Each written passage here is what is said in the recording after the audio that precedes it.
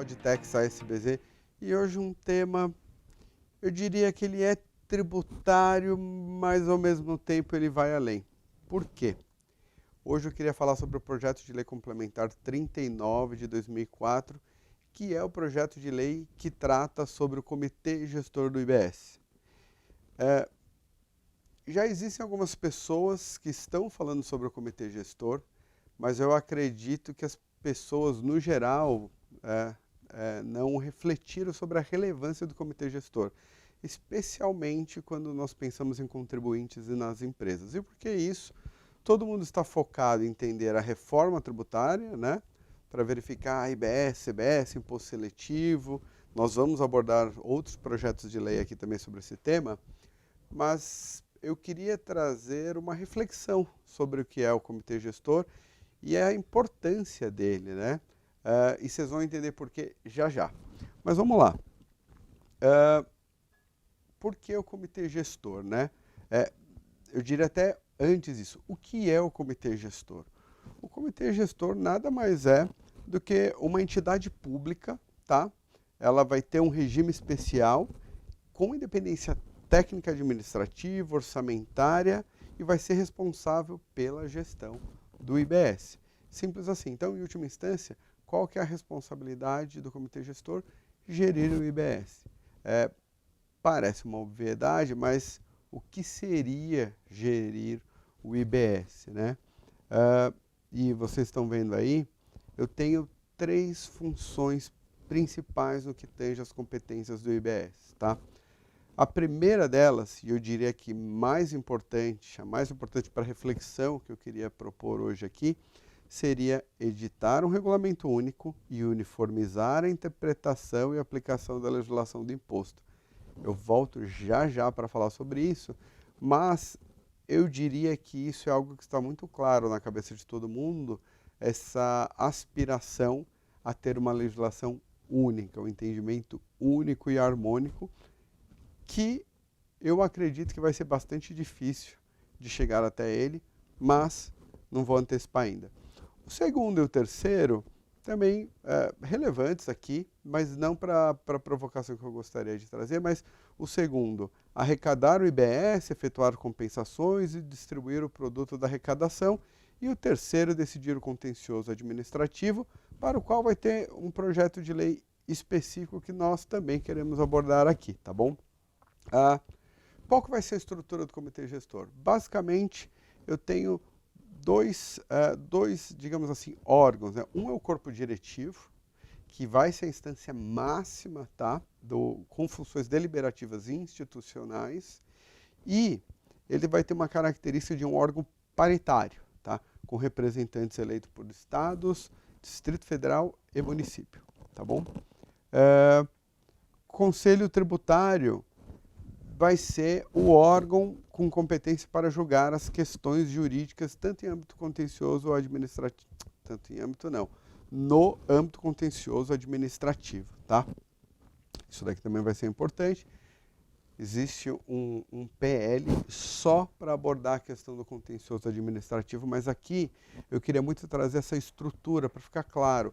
O órgão responsável por gerir o IBS, ele vai ter essas 2 subdivisões, tá? Corpo diretivo, conselho tributário. A estrutura do comitê gestor. Bom, o comitê gestor ele vai ser formado por 54 membros, tá? Dos 54, eu tenho 27 membros representando os estados e o Distrito Federal e mais 27 membros representando municípios e o Distrito Federal. Certamente vocês perceberam, o Distrito Federal ele estará representado tanto no grupo dos estados quanto dos municípios, porque é um ente que tem função legislativa tanto estadual quanto municipal, né?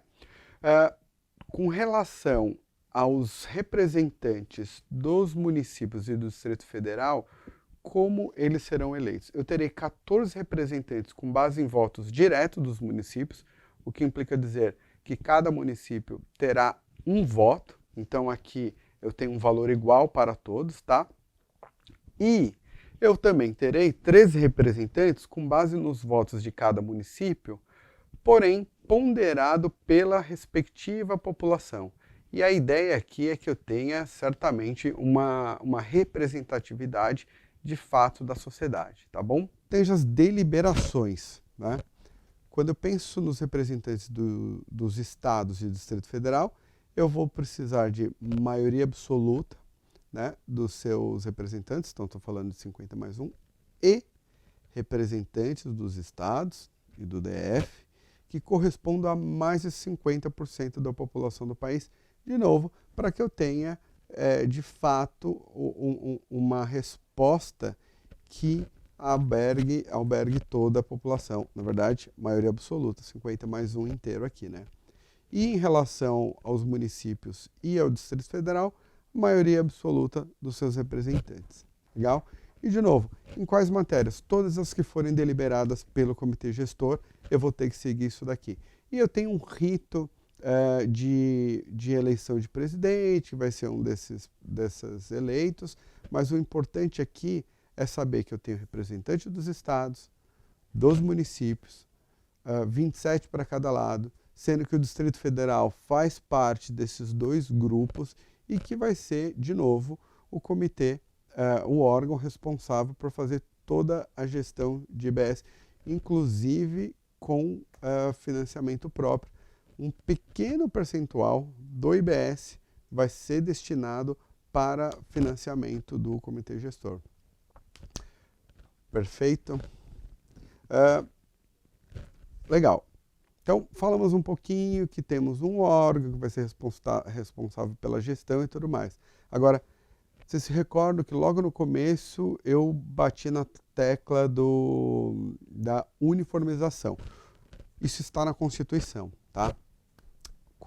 Na própria reforma, que eu vou ter uma legislação única e uniforme em todo o território nacional. E o comitê gestor, ele vai ter, obviamente, competência para solucionar eventuais divergências, tanto de jurisprudência administrativa, quanto de interpretação da norma. Qual é a minha preocupação aqui? Veja, eu vou colocar um exemplo hipotético aqui, mas imagine uma operação que envolva um fiscal de um determinado estado com o de um outro município, tendo que analisar o mesmo fato, com a mesma norma, e de repente chegar à mesma conclusão. Eu sei que todo mundo está falando, não, uma legislação é única. Ok, a legislação é única. Mas isso não me assegura que eu vou ter uma interpretação única de largada. E o que me preocupa nesse aspecto é o dia a dia. Porque uma coisa é esse mundo da teoria. A outra coisa é você tendo que fazer uma operação daqui a alguns anos, mandando um bem, ou um bem ainda mais simples, se eu estiver falando de venda. Mas se eu tiver uma operação que foge um pouco disso, como esse exemplo que eu vou trazer aqui, você certamente pode ter um problema de ordem prática e vai ter um contencioso administrativo. Então, eu não quero assustar ninguém aqui, mas eu quero fazer essa provocação para que a gente pense como vai funcionar muitas coisas no mundo prático. Exemplo, uma operação que vocês estão vendo aqui. Está claro para todo mundo que o IBS será pago para o destino, certo? Agora, qual o destino?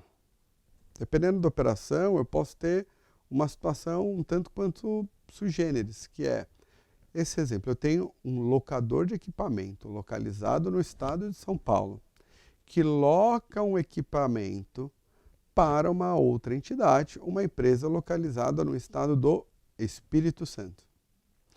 Porém, a matriz do Espírito Santo, que locou e que pagou, né, que contratualmente pode ser considerada como destinatário jurídico, né, da relação, por algum motivo determinou que esse bem fosse enviado diretamente para sua filial, localizada em Minas Gerais.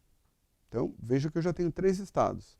O locador de equipamento de São Paulo, o locatário, que foi o contratante jurídico, e a fonte pagadora localizada no Espírito Santo, e quem utilizou de fato esse equipamento, objeto da locação, foi o estabelecimento mineiro, que utilizou numa planta localizada na Bahia. Então, essa filial de Minas levou esse equipamento até a Bahia e utilizou esse equipamento lá. Eu quero crer que destinatário aqui, quando eu penso em destino, talvez não seja a Bahia, mas imagine uma situação hipotética em que eu tenho múltiplos fiscais analisando o mesmo objeto, que por mais que seja a mesma legislação, talvez aqui a gente tenha um problema. Por quê? O fiscal do Espírito Santo pode entender que o IBS deveria ser pago para o Espírito Santo, ao passo que o de Minas Gerais pode entender que não. A despeito da fonte pagadora, eu deveria considerar o recebedor efetivo desse bem objeto da locação. E eu ainda poderia ter um outro cenário em que um fiscal da Bahia poderia tentar classificar destino como esse. Esse me parece que seria esticar um pouco mais a corda, mas nós sabemos que na prática, muitas vezes a fiscalização faz coisas contrárias até à solução de consulta. Quando você pensa hoje, fiscalização do CMS, nós temos casos de autuação aqui que contradizem orientação do próprio fisco. Então, eu tenho uma preocupação quando eu enxergo uma questão como essa, e de novo, porque na prática nós podemos enfrentar diversos problemas. Isso daqui é certamente a gente pode ter uma série de outros exemplos. Então, volto para a minha abertura aqui para dizer, não estamos falando muito de comitê gestor, mas precisamos falar e precisamos refletir, porque esse órgão, e é natural tentar fazer uma comparação, por exemplo, com o que seria hoje o CARF, mas é um órgão que, em alguma medida, novo, com competências novas, para gerir um tributo novo. Então, é um momento de um envolvimento muito forte das empresas para tentar entender como vai ser essa estrutura e como isso vai afetar tanto contribuinte quanto assessores na prática do dia a dia. Porque, de novo, especialmente nesse momento de transição, eu vou ter uma fiscalização que foi treinada a vida inteira para um modelo muito peculiar de CMS, por exemplo, né? Em que eu tenho muitas restrições e interpretações das mais diversas, pensando nos mais diversos estados, e eu vou ter que, em alguma medida, deixar isso homogêneo.